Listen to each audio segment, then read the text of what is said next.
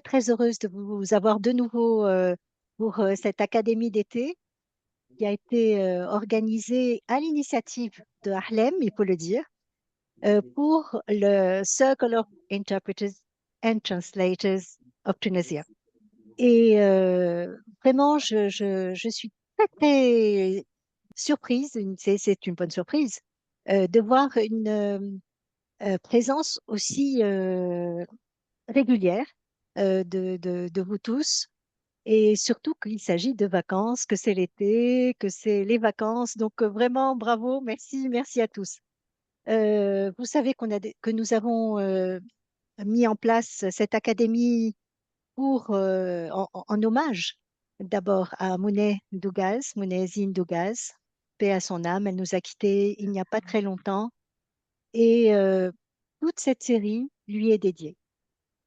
J'aimerais également vous dire qu'il s'agit de mini-séries. Ce sont des petites informations que nous donnons à partir de notre expérience sur des problématiques qui touchent notre métier d'interprète et de traducteur. Bien sûr, les enseignants sont avec nous également.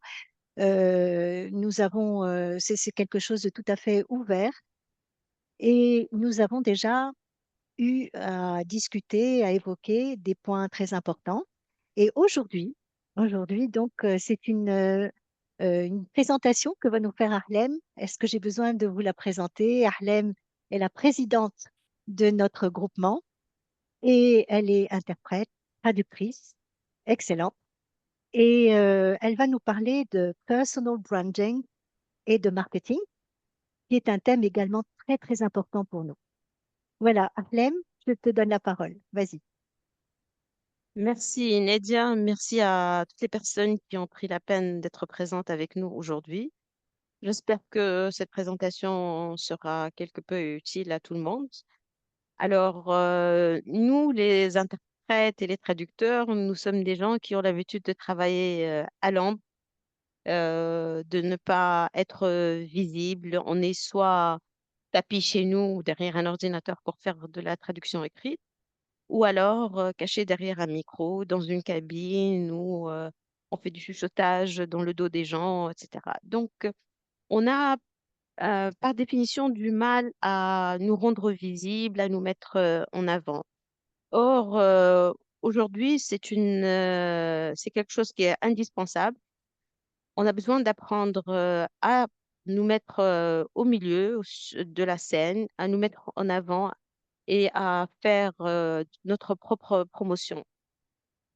Je dis toujours que si on doit se limiter au marché tunisien, on est mort d'avance parce qu'effectivement, c'est un marché qui est très petit et on le ressent aujourd'hui. J'ai pas besoin de vous le dire. Je pense qu'on a tous le même ressenti aujourd'hui. C'est qu'on est très à l'étroit sur le marché. Donc vraiment, on a besoin de gagner plus de visibilité, de nous exporter, d'exporter notre talent. On le fait déjà assez bien. On a beaucoup de nos confrères qui sont sollicités à l'étranger. C'est une reconnaissance de notre compétence. Mais on a besoin peut-être de le faire de manière plus intentionnelle, plus consciente et plus structurée. Et c'est ça le thème. Quand on parle de personal branding et marketing, aujourd'hui, nous, on n'est pas une entreprise, une banque, une société d'assurance ou autre, mais on est à quelque chose à vendre. On a un travail à faire dans ce sens-là. Et le personal branding, c'est quelque chose qui est un peu particulier par rapport au branding tout court ou le marketing d'une entreprise, parce que dans la majorité des cas, nous sommes des personnes qui travaillent en solo, en mode auto-entrepreneur ou ce qu'on appelle les freelancers, pas dans le sens qu'on utilise en Tunisie, c'est-à-dire de travail au noir, parce que moi je suis contre le travail au noir. Bref, donc voilà, c'est cet angle-là que je voudrais traiter avec vous. Et d'abord, je voudrais vous poser une question et si vous pouvez me répondre dans le chat ou si vous voulez ouvrir votre micro, pour vous, qu'est-ce que ça veut dire le marketing ou le branding? Est-ce qu'il s'agit de vendre? Est-ce qu'il s'agit de gagner de l'argent? Est-ce qu'il s'agit d'apprendre quelque chose? Est-ce qu'il s'agit de devenir célèbre, d'avoir plus de succès? Est-ce que c'est juste un truc d'Instagram? C'est quoi pour vous le branding et marketing?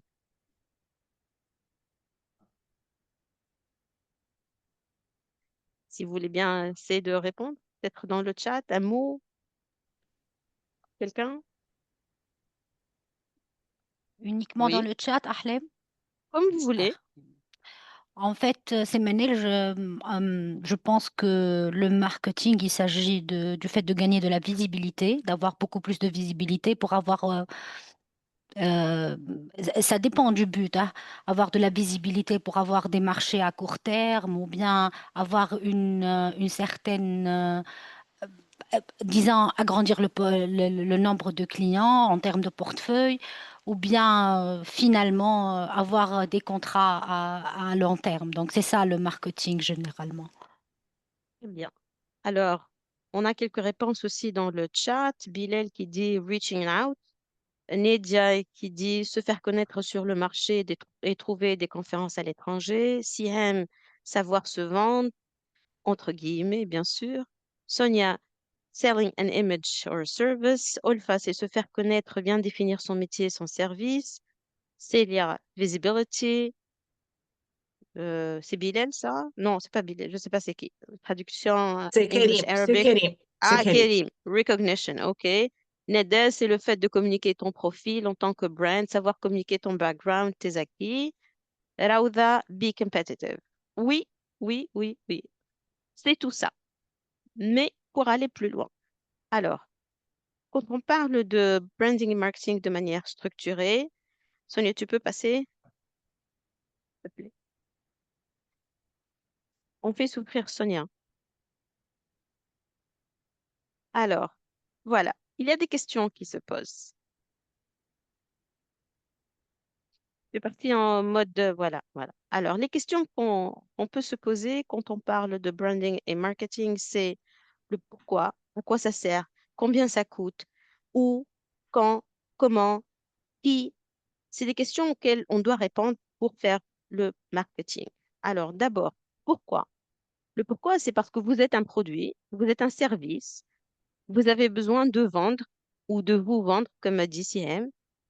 Pour le client, en fait, un client qui cherche un interprète ou un traducteur, aujourd'hui, le client peut être dans la rue à côté, il peut être dans la même ville, il peut être dans une autre ville, il peut être dans un autre pays, dans un autre continent. Donc, aujourd'hui, un client qui cherche un interprète ou un traducteur, pour lui, vous êtes une goutte dans l'océan. Donc, voilà. Le pourquoi, c'est justement, c'est pour devenir visible dans cet océan. Pourquoi ça sert? Ça sert à vous donner de la visibilité, à vous identifier, à vous positionner sur la carte des prestataires potentiels. C'est-à-dire, le client, encore une fois, il cherche, ou un donneur d'ordre cherche un prestataire, vous allez vous positionner, vous allez devenir un point visible sur la carte des prestataires potentiels. Le branding aussi, ça sert à rassurer le client sur vos compétences, votre potentiel, votre crédibilité. Et là, notez bien le mot crédibilité parce qu'on va y revenir. Le comment, comment alors? Avec du contenu qui est étudié, réfléchi, structuré, cohérent. Le quand, en théorie, tout le temps qu'on est dans l'exercice de notre travail, on est toujours actif de manière consciente, inconsciente. On fait notre branding et on fait notre promotion. Mais aussi, il y a des moments spécifiques qui vont dépendre de votre cible ou de la plateforme que vous allez choisir. Là, on va parler par exemple de fuseau horaire. Selon vous ciblez un client ou un marché potentiel dans quel pays, sur quelle planète, des jours de la semaine, des pics d'activité, etc. Par exemple, ici, j'essaie d'expliquer. Si je vais prendre le cas de Bilal, par exemple, qui travaille sur le créneau arabe-anglais. On va dire que Bilal va essayer de cibler le marché saoudien parce qu'il y a beaucoup de demandes ou autre chose. Donc, son contenu va être étudié pour le marché saoudien en termes de support, en termes de contenu, de langue, etc., mais également même Par exemple, s'il va publier quelque chose sur LinkedIn, il va réfléchir à quelle heure je dois publier, à quelle heure ça va toucher les gens qui se connectent de l'Arabie Saoudite, quel jour de la semaine. Est-ce qu'il va publier quelque chose un vendredi pour cibler des Saoudiens? Peut-être pas. En Arabie Saoudite, quels sont les horaires pic d'activité? Par exemple, je peux vous dire qu'en Tunisie, le pic d'activité sur les réseaux sociaux, par exemple, le pic d'activité, donc le moment où vous allez avoir potentiellement le plus de visibilité, c'est à 11 heures du matin. Les gens arrivent au travail le matin, ils prennent leur café, ils démarrent leur journée, après ils ouvrent les réseaux sociaux. À 11 heures du matin, c'est le pic d'activité. C'est des choses à prendre en compte selon votre cible et selon la plateforme, hein, parce que ça dépend aussi de la plateforme choisie. Alors, le qui, votre cible, donc les clients potentiels, mais également ce qu'on appelle les agents de réputation. Et là, on va encore une fois noter le mot réputation pour y revenir tout à l'heure. Ce qu'on appelle agents de réputation, c'est des gens qui peuvent contribuer à véhiculer votre image, votre contenu, votre branding. Ils peuvent devenir des vecteurs de marketing pour vous. Par exemple, d'anciens clients, des collègues, des amis, euh, des journalistes, etc. Ça aussi, ça fait partie de votre cible et vous devez aussi réfléchir à comment les toucher. Combien ça coûte? Ça peut coûter cher si vous faites appel à une agence, à des experts, je sais pas, vous décidez de recruter un photographe pour faire une séance de shooting. Vous pouvez recruter une agence qui va vous réaliser un clip vidéo que vous allez diffuser. Vous pouvez recruter quelqu'un qui va vous créer un site web. Et puis sinon, ça peut être gratuit aussi. Si vous avez la bonne stratégie et si vous avez un minimum de compétences, si vous savez gérer et vous apprenez à dompter tout ce domaine, là, vous pouvez devenir votre propre marketeur.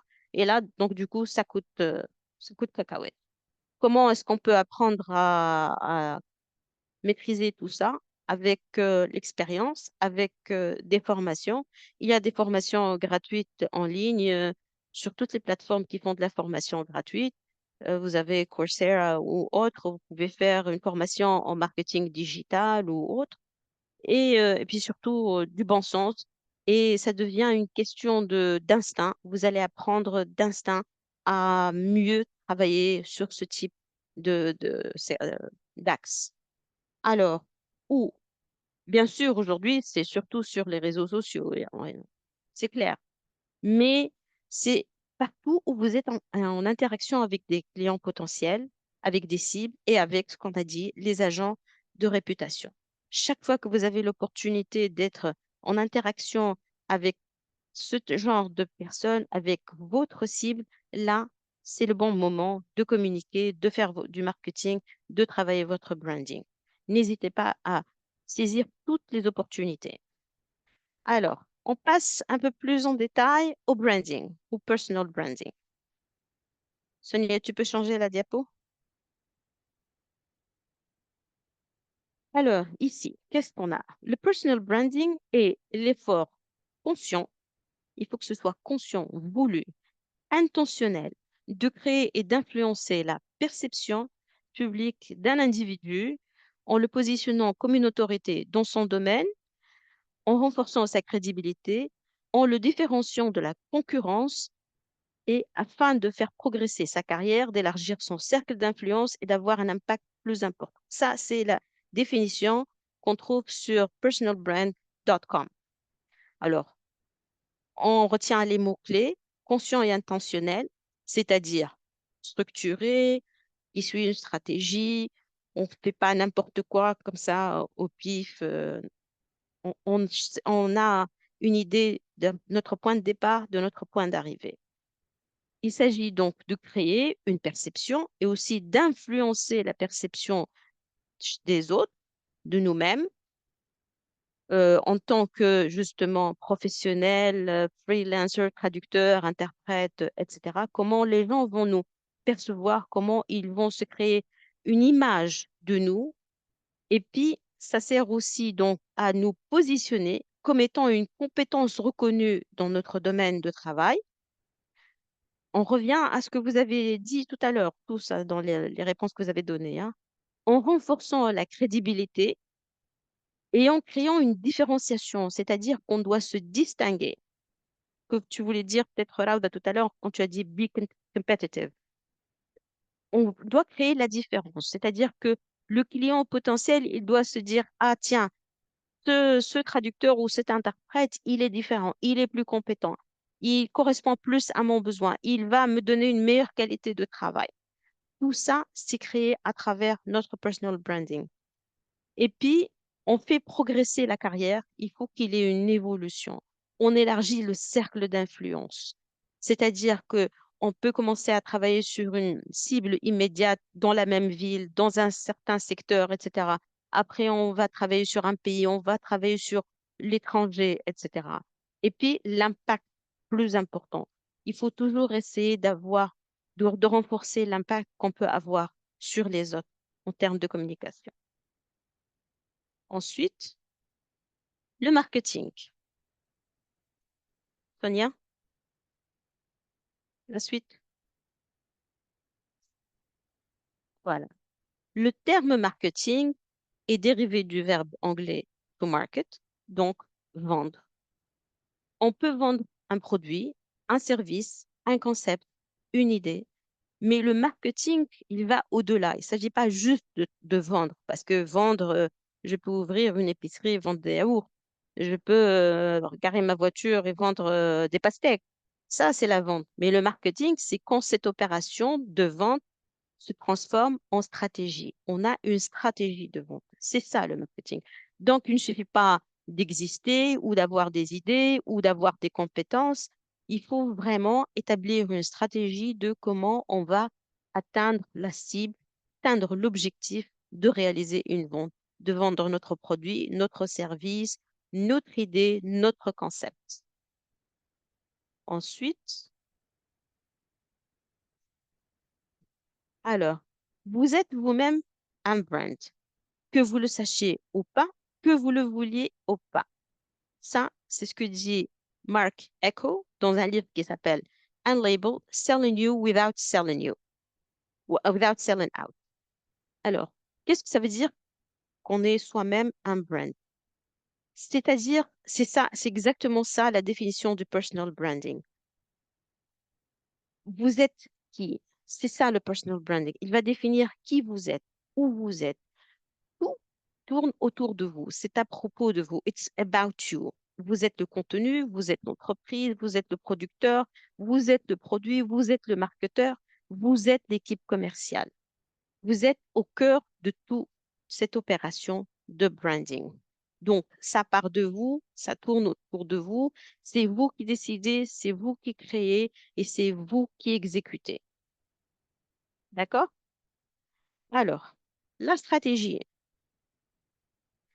Dans la stratégie, vous allez définir votre identité, c'est-à-dire définir vos compétences, votre expertise, vos aptitudes.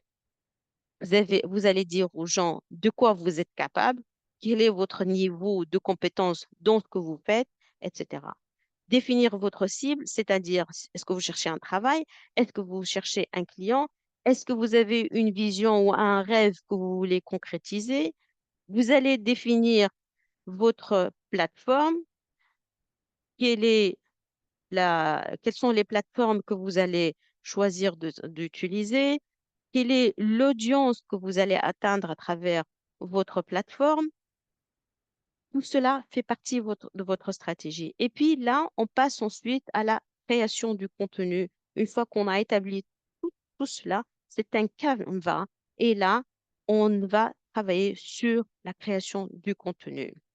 Et donc, le contenu peut être graphique, on peut avoir des petites affiches, des supports, on peut créer des vidéos, on peut créer du texte, écrire des articles, avoir un blog, écrire des articles sur LinkedIn, etc.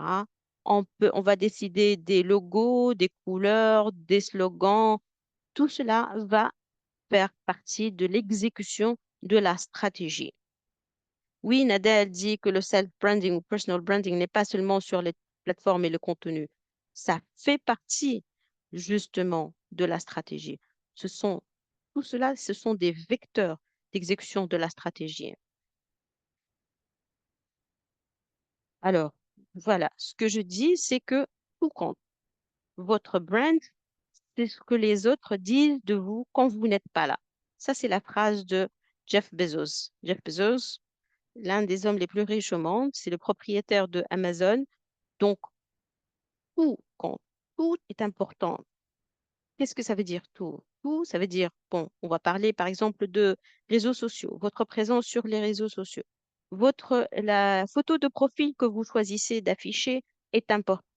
Est-ce que je mets des fleurs sur ma photo de Facebook si j'utilise ce compte Facebook à titre professionnel? Si je ne l'utilise pas à titre professionnel, est-ce que j'en ai un autre à titre professionnel? Est-ce que je mets des chats? Où est-ce que je publie mon contenu? Est-ce que je crée des publications à droite et à gauche? Aujourd'hui, je parle de la traduction. Demain, je vais partager une recette de cuisine sur mon profil. Est-ce que je sépare les profils? Quels sont les groupes auxquels je suis abonnée où je vais partager du contenu? Est-ce qu'il y a des groupes professionnels, par exemple, où je peux exposer mon contenu? Nous, on a, à ce que je sache, par exemple, sur Facebook, il y a 3 groupes tunisiens pour les interprètes. Est-ce que je travaille sur ces groupes-là uniquement où tout le monde pratiquement se connaît, ou est-ce que je vais cibler d'autres groupes, peut-être à l'étranger, là où se trouve ma cible plutôt? Quel genre de contenu je vais partager? Du texte? Est-ce que j'écris mon propre texte? Est-ce que je partage du contenu qui est créé et mis en ligne par d'autres personnes, des articles, je sais pas moi, Julia Podge, que Sonia aime beaucoup, qui écrit beaucoup sur LinkedIn, par exemple, sur notre métier. Est-ce que je partage ces publications? Est-ce que c'est utile? Ça me donne de la visibilité. C'est une solution de facilité si on n'a pas encore le courage de créer son propre contenu. C'est utile de suivre ce genre de personnes, voir ce qu'ils créent comme contenu, voir comment ils le diffusent, voir la réaction des autres par rapport à tel ou tel sujet. Donc, ça peut être une première étape de partager leur propre contenu et ça peut vous apprendre à comment créer votre propre contenu. Ensuite, créer du contenu. Si on va créer, par exemple, du contenu graphique, est-ce que vous savez le faire? Est-ce que savez créer des vidéos? Est-ce que vous savez créer des supports graphiques? Il y a Canva aujourd'hui, qui est un outil gratuit qui est très utile, même pour les personnes qui ne s'y connaissent pas du tout. C'est un site qui est intuitif, c'est une plateforme qui est intuitive, qui vous permet de tout faire de manière très simple. Bien sûr, à fur et à mesure que vous allez l'utiliser, vous allez apprendre à mieux le maîtriser. Voilà, je vous mets, c'est canva.com si ça vous intéresse. Il y a plein d'outils de ce type qui peuvent vous être utiles. Vous pouvez me demander si vous voulez. Alors, en termes de réseaux sociaux, je vous partage aussi un lien en chat d'un article qui est assez intéressant qui va vous donner une petite idée, par exemple, des réseaux sociaux spécifiques selon le contenu, selon la visibilité que vous cherchez à avoir. Alors, on parle aussi d'empreinte ou de footprint sur les réseaux sociaux en ligne. Je vous invite à faire un exercice très simple. Allez sur Google, écrivez votre nom et regardez ce qui sort. C'est ça votre footprint en ligne. Qu'est-ce qu'il y a comme contenu? Si vous envoyez votre CV ou vous envoyez une offre ou vous postulez à un poste ou à une mission, une conférence, comme a dit Ned tout à l'heure, les gens qui ne vous connaissent pas, ils vont aller sur Google et chercher ce qu'ils trouvent. S'ils ne trouvent rien, c'est pas forcément une bonne nouvelle, hein. C'est mieux que de ne rien trouver, mais il vaut mieux trouver du contenu. Alors, entre autres, dans votre empreinte en ligne, il y a par exemple votre adresse email. Là, je vais m'adresser surtout peut-être s'il y a des personnes un peu plus jeunes ici présentes avec nous, où on va souvent trouver des adresses email, je dirais gentiment, un peu farfelues. Et c'est des gens qui vont utiliser le nom, je sais pas moi, petitefleur@gmail.com, metal@gmail.com. Il faut réfléchir. Ça, on peut le faire quand on est jeune, on crée ce genre d'email. Après, il faut réfléchir. L'adresse email professionnelle que vous allez utiliser, qu'est-ce qu'elle dit de vous? par exemple, si votre entreprise, vous avez une entreprise, par exemple, moi, mon entreprise s'appelle Ahla Chicha, donc c'est facile. Mon personal branding, c'est Ahla Chicha. Mais si vous avez une société, par exemple, je ne sais pas moi, Galaxy Traduction, votre adresse email devrait être Galaxy Traduction. Votre personal branding devrait tourner autour de Galaxy Traduction. Vous devriez avoir un logo, une présence sur les réseaux sociaux, une page Facebook, etc. Donc, réfléchissez à ça. Si vous travaillez avec, vous avez un nom d'entreprise et vous faites votre branding ou votre marketing autour de votre personne, le client, il va pas trouver la même empreinte, le même footprint. Donc, on y réfléchit. La communauté, qu'est-ce que ça veut dire votre communauté? C'est les gens autour de vous. Que tu disais tout à l'heure, Bilal, le reaching out. Votre communauté, c'est ce qu'on appelle en fait le outreach en réseaux sociaux. C'est-à-dire que c'est les gens qui sont, ou la cible qui est apportée pour vous. Ça peut être des collègues, ça peut être des clients, ça peut être les associations dont vous faites partie, les groupes dont vous faites partie, les gens avec qui vous interagissez de manière professionnelle, votre comptable, votre banque. Tout ça, c'est votre communauté. Tout ça, vous pouvez le mettre à profit pour faire votre personal branding. Bien sûr, aujourd'hui, on ne va pas aller dans les détails des détails de comment on va créer une affiche ou faire une vidéo. On s'en reste vraiment dans les concepts de manière générale, parce que sinon, il faudrait 2 ou 3 heures. Alors, dernière diapo.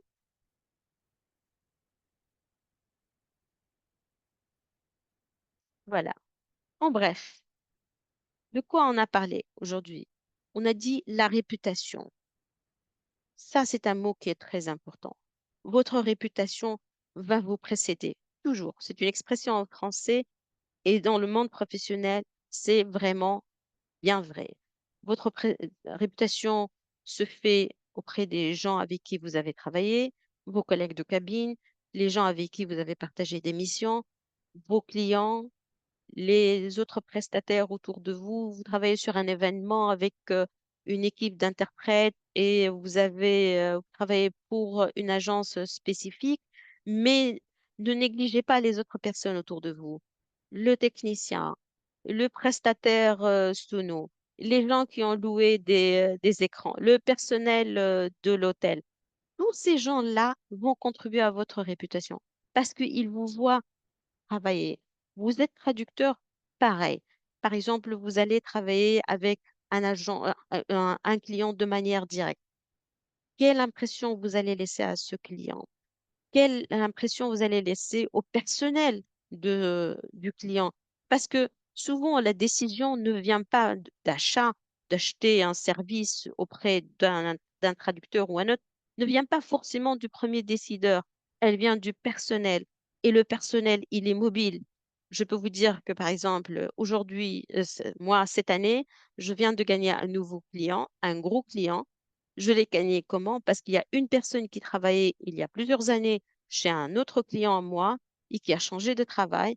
Et la première fois qu'ils ont eu besoin de traduction, elle a dit, ne cherchez pas, je connais la personne idéale. Donc ça fait partie de votre réputation. Tous les autres mots-clés qu'on voit ici, la cohérence dans le contenu que vous allez partager. Comme j'ai dit, on ne peut pas aujourd'hui partager un article sur l'intelligence artificielle dans le monde des métiers de langue et demain partager symphonie, doua ou une recette ou des photos de chat ou je ne sais pas quoi. Il y a d'autres axes pour ça. Vous prenez un profil personnel et vous partagez ce genre de contenu. Le storytelling que vous faites de votre personne, comment vous vous racontez aux autres de manière directe ou indirecte. Le storytelling, c'est quelque chose qui se construit. Comment les gens vont apprendre à vous connaître.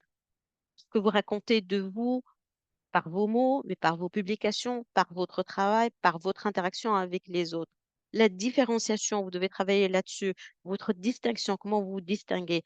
Quel est l'impact que vous avez? Quelle est votre identité? Quel est le service que vous vendez? Quel est le produit que vous vendez?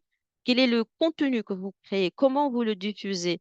Quelle est la communauté sur laquelle vous travaillez? Quelle est votre stratégie? Quelle est votre crédibilité auprès de vos clients aujourd'hui, auprès de votre site, auprès de votre communauté aussi.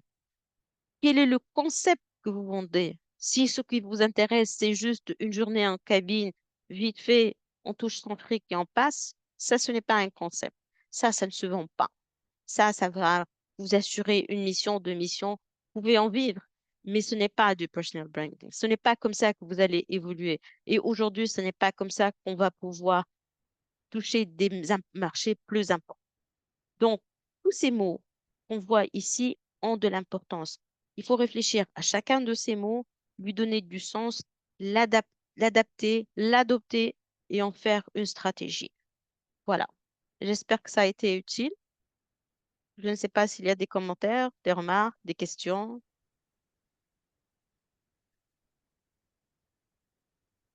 Merci beaucoup, Harlem. C'était vraiment très, très intéressant. Et je dois dire que moi, je suis une de tes bonnes clientes. Je Oui, m'aime bien orienter très souvent. Donc, je vous conseille Harlem si vous avez des questions concernant le marketing, le branding, le contenu, tout ceci. Elle vous aidera volontiers, j'en suis sûre. Est-ce que vous avez des absolument. questions à poser, des commentaires? C'est le moment. Allez-y. Vous pouvez également poser vos questions par écrit dans le chat. Et, je vais commencer. Alors, je vais pas poser de questions, mais seulement je vais remercier Ahlem parce que cette présentation tombe à pic en ce qui me concerne, parce que j'ai toujours pensé que la bonne vieille méthode marketing de la bouche à l'oreille allait marcher sur tous les coups, mais dans tous les coups. 1960, ma fille. Ah oui, oui, oui, mais apparemment, donc à notre époque, ça fait plus vraiment de recettes. Avec la concurrence, avec les avancées technologiques, etc., etc. Moi, je galère, bon, pas je galère, en fait, le marketing pour moi, euh, cette situation, pour moi, ça me convient, puisque je suis maman de deux. Donc, pour moi, je me dis, si je vais attaquer avec une bonne stratégie marketing, donc je vais être, je vais pas gérer, je Débordé? pourrais pas gérer. Oui, oui, je vais Non, être non, débordée, je non, peux pas Alpha. gérer. Le marketing, ce qu'il te permet d'avoir, c'est d'abord le choix. Hmm. Il va élargir ton cercle, ta communauté, ton outreach. Et là, c'est toi qui poses tes conditions. C'est toi qui choisis. Tu choisis de travailler avec tel client ou pas. Tu choisis de prendre un travail à tel moment ou pas. Mais le choix, c'est ça le vrai luxe. En tout cas, Ouais. tu ne peux pas te permettre aujourd'hui de te limiter à une petite cible parce que si tu as, je ne sais pas, je dis n'importe quoi, tu as quatre clients réguliers, s'il y en a un qui se casse la gueule, qui ferme sa boîte ou Oui, oui, oui, qui épouse une traductrice, c'est vrai. Oui, oui, oui, voilà. oui. Oui, c'est vrai, je suis d'accord. Et Khaled, je crois que ça tombe à pic, ta Oui. présentation. Merci beaucoup, Ahlem. Aïe, D'autres questions, commentaires? je voudrais, il y a quelques commentaires dans le chat. Je voudrais répondre à Kérim. Kérim, tu dis que les agences ont besoin de cette formation. Tu veux dire les agences de traduction, d'interprétation? Oui, c'est ça, les agences d'événementiel. Ouais. Parce Bon, qu'il les agences, il manque beaucoup de points que vous avez mentionnés, hein. oui. On travaille un petit peu au petit bonheur, la chance en Tunisie.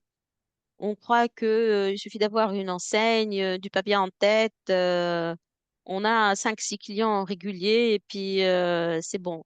Les clients, ça se perd, les clients, ça se gagne. Aujourd'hui, je peux avoir cinq clients qui sont excellents et demain, je vais avoir un autre client qui va être bombastique, qui va me garantir un chiffre d'affaires sur 3 ans. Je me retrouve avec un contrat sur un projet où il y a beaucoup plus de volume de travail. Donc, on ne peut pas se contenter de ce qu'on a. Et vraiment, le mot sur lequel j'insiste, c'est toujours que ça doit être structuré. Le travail dans ce domaine doit toujours être structuré. On doit avoir une cible, un objectif, savoir comment on va y aller avec des étapes, etc. Il y Oui, a d'autres Khouloud. commentaires là, tu vois, Oui, Khouloud. oui, oui. Je peux, Nadia, Miss Modératrice? Yes. Justement, je reviens à ce que disait Kérim, parce que justement, le problème, c'est que les agences des bureaux, call them what you will, eux n'y croient pas et en plus, qu'eux ne pratiquent pas le branding, le marketing, le whatever, c'est leur choix, mais en plus ils se permettent de juger notre branding. Mais il y en a vraiment qui ne peuvent pas sembler comprendre à quoi ça sert ou là, que nous sommes en train de le faire, pas pour leur casser les pieds, mais parce que ça fait partie de notre engagement, nous, dans notre profession, qu'on a une réputation à protéger, à promouvoir, à faire avancer. Hein. C'est parmi tant d'autres de notre travail. C'est vrai qu'on a aussi les collègues institutionnels. Bon, en Tunisie, ce n'est pas chez nous, on n'en a pas beaucoup. Il y a des full-time interpreters dans une institution, il n'y en a pas. On n'a pas d'Union européenne, on n'a pas d'Union africaine. Célia a travaillé dedans. Mais donc, on est tous plus ou moins dans le personal branding, pas par choix, mais par obligation. On n'a pas d'emploi fixe dans une institution européenne, africaine ou autre. On est là tous les jours à l'affût. Voilà. Là, ce que tu dis, c'est très important, effectivement. C'est ce que j'ai dit tout à l'heure, l'exemple où j'ai pris Bilal comme exemple, pour cibler, par exemple, le marché saoudien. La langue, c'est important.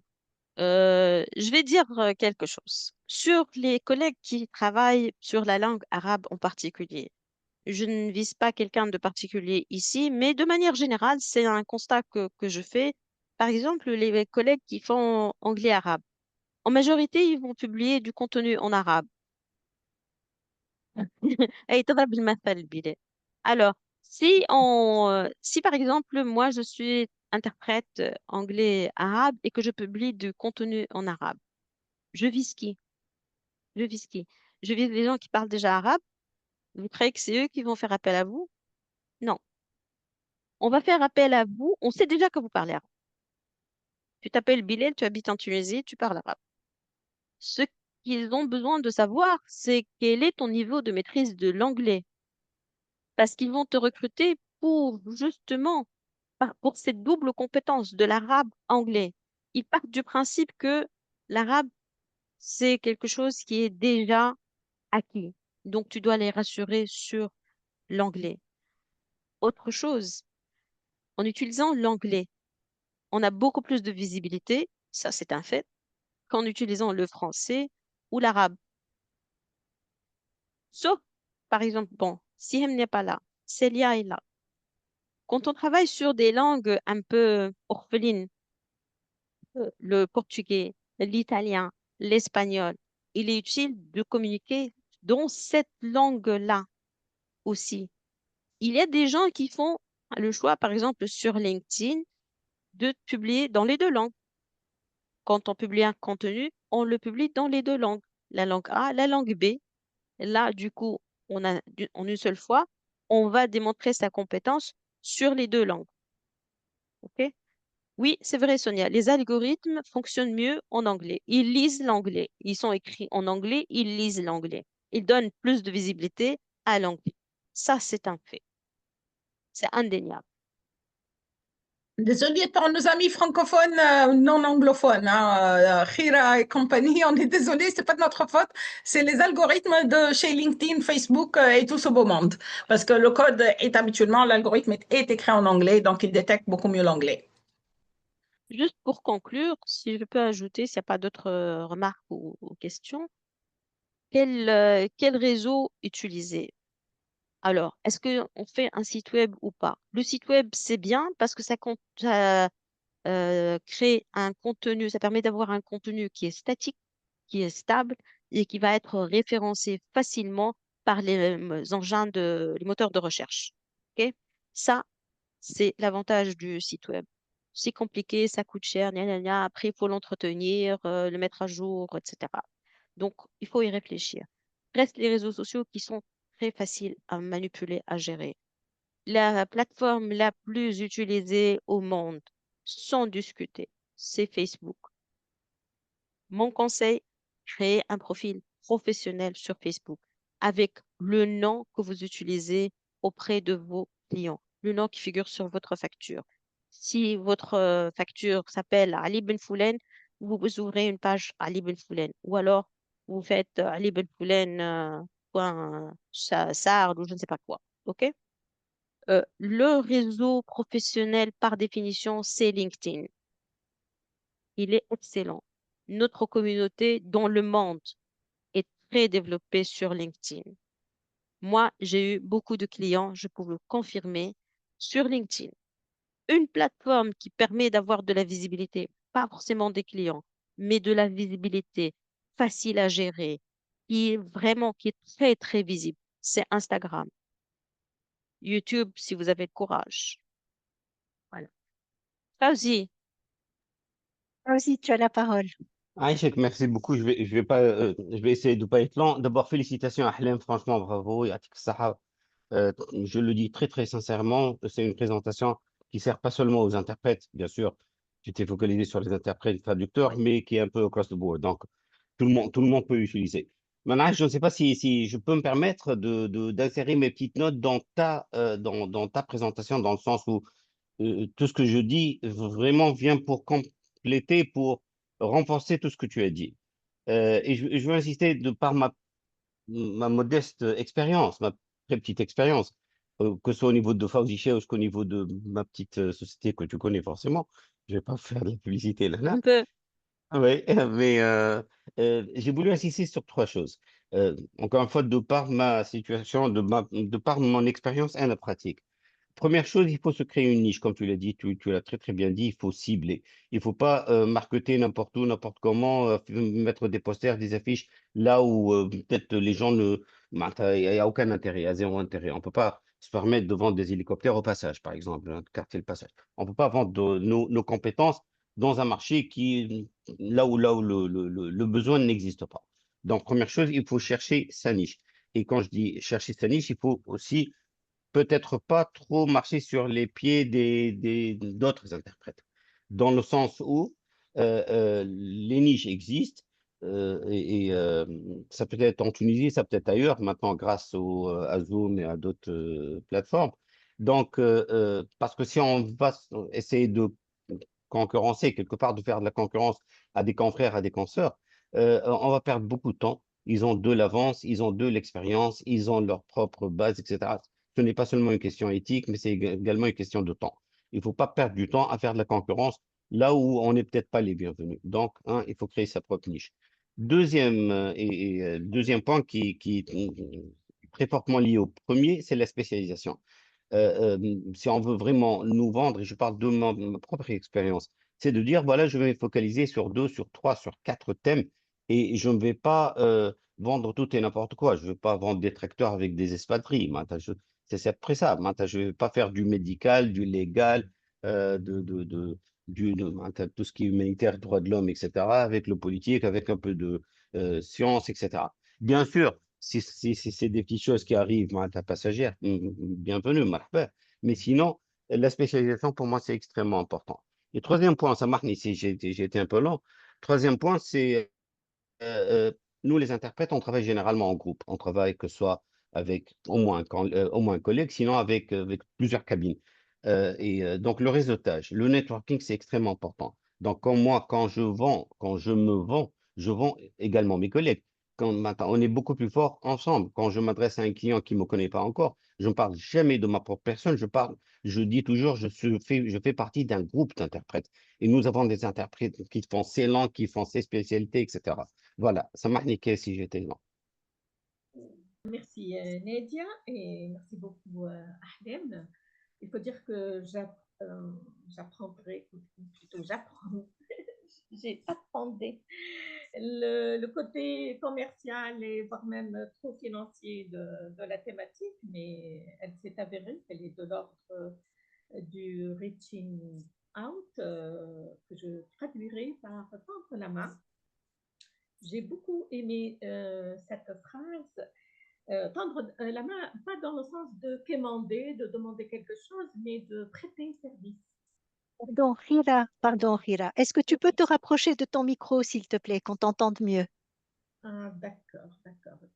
Je vais donc reprendre ce que je viens de dire. J'ai dit que j'avais peur que du côté plutôt commercial, voire même financier de la présentation de Ahlem, que je trouve très, très riche et très nouvelle pour moi. Mais elle s'est avérée qu'elle est de l'ordre du reaching out, que je traduirais plutôt par tendre la main. Tendre la main, pas dans le sens de quémander, de demander quoi que ce soit, mais de rendre service et dans les meilleures conditions. Et j'ai beaucoup apprécié cette phrase. Apprenez à vous raconter aux autres. Et, mais ce récit doit être véridique, doit être de l'ordre de la réalité, de nos compétences, de nos possibilités, mais pas de l'ordre de l'exhibition et de la désinformation quelquefois. Très bien. J'ai beaucoup aimé, j'ai beaucoup appris, il faut dire. J'ai beaucoup appris, d'autant plus que je suis une personne assez retirée. Et quelquefois, on me pose la question suivante. Ah bon, c'est vrai, tu as traduit pour François Hollande, pour Philippe Séguin, pour tel ministre des Affaires étrangères français, etc., etc. Je crois que je vais un peu explorer cette opportunité du branding. Et voilà, j'ai beaucoup appris. Donc, je te remercie, Ahlem, beaucoup pour cette riche présentation. Voilà. Je pense que c'était juste un commentaire, un très beau commentaire d'ailleurs. Merci, Hira. Je vais donner la parole maintenant à Henem. Henem, vas-y. Ok, oui, ah, d'accord. Et je te remercie, Nadia. Je voudrais d'abord remercier infiniment Ahlem pour avoir pris cette initiative, d'avoir organisé cette série de sessions que j'appellerais des sessions de formation à travers lesquelles il y a une véritable, un processus qui permet de poser les questions essentielles concernant l'exercice de la profession. Et nous n'avons, et je pense que ce qui est important à l'heure actuelle, c'est de prendre conscience de la nature de la concurrence déloyale qui est exercée contre nous, aussi bien agences qu'interprètes. Mais quand je dis interprètes, je fais allusion aux interprètes qui vivent de cette profession et qui ont fait le choix de consacrer leur vie à cette profession. Et nous sommes très concurrencés par les agences d'événementiel qui maintenant ont établi leurs propres critères pour prendre en charge l'organisation des événements et pour nous enlever toute occasion ou possibilité d'intervenir dans le domaine et de faire appliquer les normes de travail qui sont appliquées à l'échelle internationale. Et j'aimerais vous dire que à l'échelle internationale, il y a très peu d'interprètes tunisiens qui soient réellement considérés comme de vrais professionnels parce que nous n'avons pas d'annuaire, nous n'avons pas pensé à créer un annuaire qui soit diffusé à l'échelle internationale.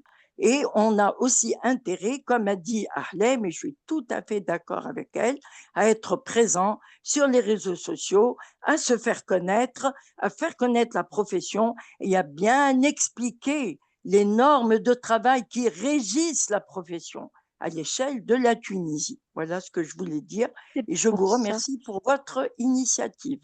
Et le branding, c'est quelque chose vraiment à explorer et c'est très important. Voilà. Et je vous remercie. Aïcha. Merci beaucoup. D'abord, je voudrais de nouveau te remercier parce que ta présence elle est très importante pour moi aujourd'hui.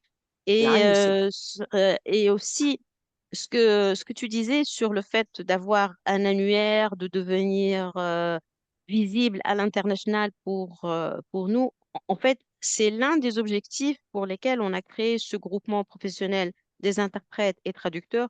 C'est pour nous ce que je disais tout à l'heure, de quand on est interprète ou traducteur indépendant, on est une goutte dans un océan. Tout à Aujourd'hui, fait. nous sommes tous des gouttes dans un océan, dans plusieurs océans. Et donc, le fait de nous mettre ensemble dans ce groupement, qui est, je le rappelle, ouvert à tout le monde de manière ou d'une autre, c'est de nous positionner tous en tant que grosses gouttes et en espérant devenir une flaque, un lac, un fleuve, etc., pour faire le branding de nos propres compétences individuellement, mais aussi de faire le branding des compétences tunisiennes dans ce domaine parce que Très bien. franchement, Oui, on le mérite. Et ça ne voilà. peut pas être autrement. Aujourd'hui, on est dans un cercle international et on a besoin de faire ce travail, mais aussi le groupement sert à défendre ce métier. Ce que tu disais sur les agences d'événementiel, justement, c'est quelque chose qui vraiment nous fait souffrir. Souvent, les clients ne comprennent pas la différence et les Tout agences à fait. d'événementiel leur vendent tout et n'importe quoi. Et Voilà. après, nous, que ce soit les prestataires ou, mais surtout les interprètes, on se retrouve à payer le prix, à essayer de rafistoler les manquements, les débordements, les équipes mal constituées, l'équipement qui ne correspond pas, etc., etc. Et on espère pouvoir imposer des normes de travail. Et merci à tous Pas de et problème. puis Merci à tous. à la prochaine session.